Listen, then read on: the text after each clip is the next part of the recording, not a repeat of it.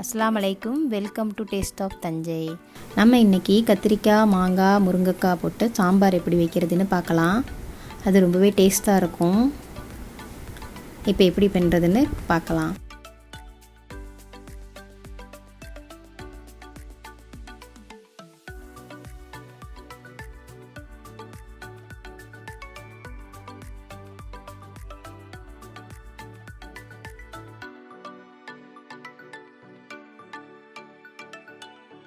ஒரு கப் அளவுக்கு பருப்பு எடுத்துக்கோங்க. அதை நல்லா களைஞ்சிட்டு 2 கப்பு தண்ணி ஊற்றி குக்கரில் 5 பல் பூண்டு, கொஞ்சம் எண்ணெய் ஊற்றி வேக வைங்க. 2லேருந்து 3 விசில் அளவுக்கு வேக வைங்க. அப்போ தான் பருப்பு நல்லா குழைவாக வெந்திருக்கும்.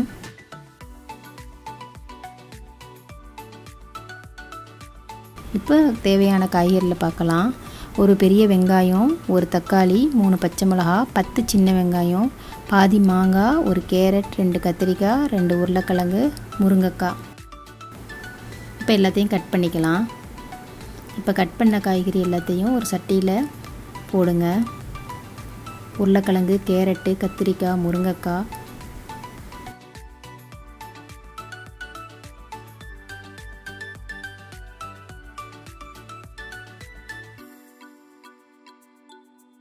அப்புறம் தக்காளி, வெங்காயம், பச்சை மிளகா, சின்ன வெங்காயத்தை மட்டும் போடுங்க. தாளிக்கிறதுக்கு பெரிய வெங்காயம் இருக்கட்டும்.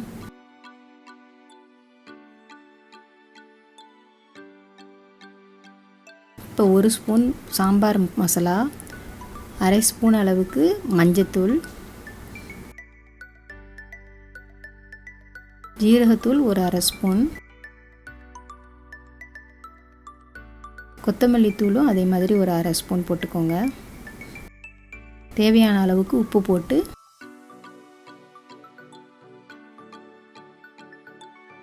காய்கறிலாம் முழுகிற அளவுக்கு தண்ணி ஊற்றுங்க. ஏன்னா பருப்பு, புளி எல்லாம் ஊற்றுறதுனால காய்கறி முழுகிற அளவுக்கு தண்ணி ஊற்றினா போதும். இப்போ எல்லாத்தையும் ஒன்றா மிக்ஸ் பண்ணி விட்டுருங்க.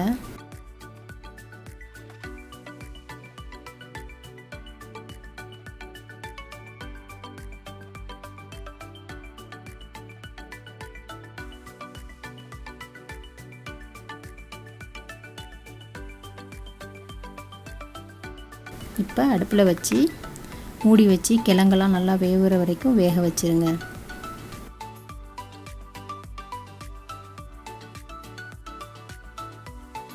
இப்போ பருப்பு நல்லா வெந்துருச்சு. அதை நல்லா கரண்டி வச்சு மசிச்சு விட்டுருங்க.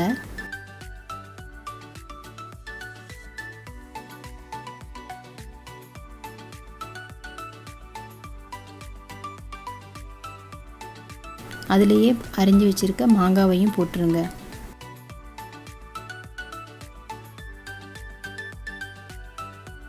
ஒரு எலுமிச்சம்பழம் அளவுக்கு எடுத்து புளியை கரைச்சி வச்சுக்கோங்க.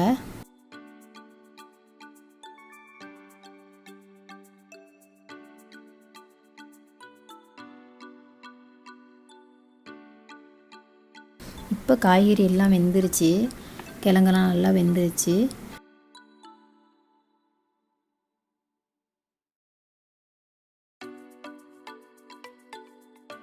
இந்த டைமில் பருப்பு, மாங்காவையும் அதில் ஊற்றிடுங்க.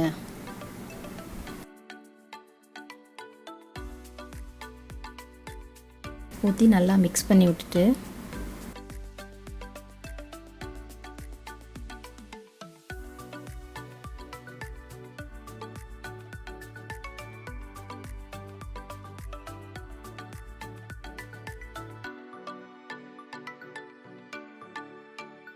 இப்போ புளியையும் அதில் ஊற்றிடுங்க.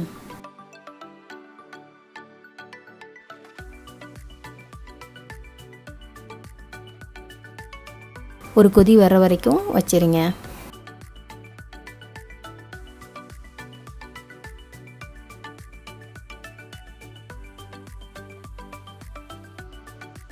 இப்போ நல்லா கொதிச்சிருச்சு, எல்லாம் ஒன்றா மிக்ஸ் ஆகி வெந்துருச்சு. இந்த டைமில் ஒரு எண்ணெய் சட்டியில் 2 கரண்டி அளவுக்கு நெய் போட்டுக்கோங்க. இப்போ நம்ம எண்ணெய் கூட நெய்யும் போட்டு தாளிக்கும் போது சாம்பார் ரொம்ப நல்லா இருக்கும், வாசமாக இருக்கும். எப்போதுமே சாம்பாருக்கு நாங்கள் நெய் போட்டு தான் தாளிப்போம். இப்போ இப்போ எண்ணெயும் 2 கரண்டி அளவுக்கு ஊற்றிக்கோங்க. கொஞ்சமாக வெந்தயம்,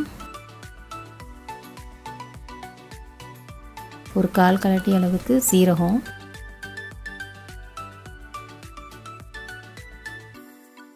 ஒரு 1/2 கரண்டி கடுகு,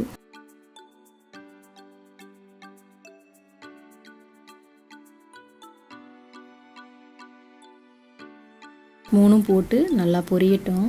இப்போ நல்லா பொரிஞ்சிருச்சு. இந்த டைமில் வெங்காயத்தை போட்டுருங்க.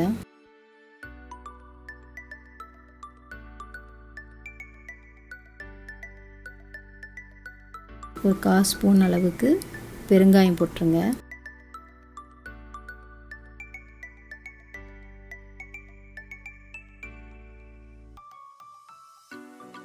இப்போ கருவேப்பிலையும் போட்டுருங்க. கருவேப்பிலையும் போட்டு நல்லா பொரியட்டும்.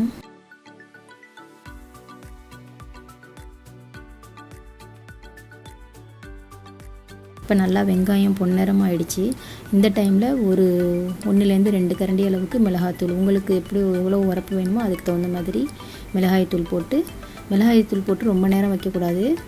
கொஞ்ச நேரத்துலேயே அடக்கிட்டு ஒரு 2 நிமிஷத்தில் அடக்கிட்டு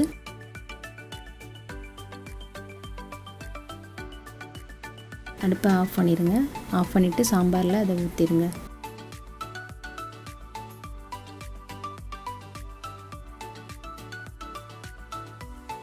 இப்போ நெய் மணக்க சாம்பார் ரெடி ஆகிடுச்சு.